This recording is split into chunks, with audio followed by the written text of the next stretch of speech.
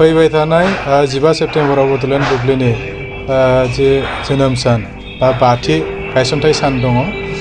बे बाथि गायसनथाइ साननि थाखाय बड'लेण्ड बुब्लिनि गासैबो जे मिडिया पार्सन आरो जोंनि रिपर्टार गासैनिसिमबो साबायखर बावबाय। बड'लेण्ड बुब्लिया जेरै थांनाय 5 बोसोराव रायजो राजाखौ सिबिथाय होलांदों, रायजो राजानि गासैबो बिथिंनि निउसखौ दिनै बिथांमोननि पर्टेलनि गेजेरजों होलांदों। आसा खालामदों फैबाय थानाय समावबो बिथांमोना रावखौबो नेवसियालासिनो उदै बिखुं खालामालासिनो जेब्लायबो बर' हारि माहारिखौ सिबिलांनायजों लोगोसे ओनसोलनि जोंनि माहारिनि जोंनि गासैबो दुखु आफोद जाफुंनाय आरो जाफुङै गासैबो बिथिङाव रिपर्टखौ होलांगोन आरो जोङो बड'लेण्ड बुब्लिखौ जेब्लायबो गाहाम हामलायथि बावहरो आरो बिथांमोना जाहाथे जुग जुग बेबायदियैनो जोंनि ओनसोलनि जोंनि माहारिनि गासैबो निउसखौ जाहाथे मोजाङै फोरमायनानै बुहुमनि गेजेराव सिनायथि होनो हायो।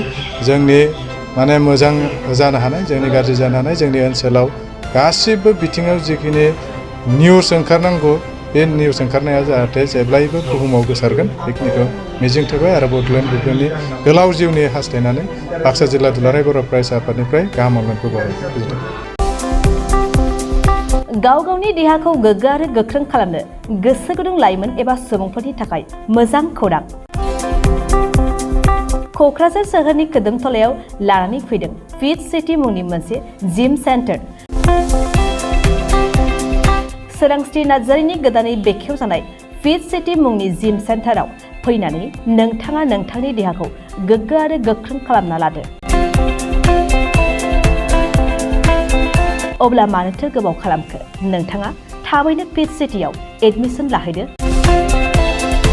आबुंसिनै मिन्थिनो थाखाय 7896710934 नङाब्ला 9706677961 मबाइल नाम्बाराव कल खालामनो हागोन।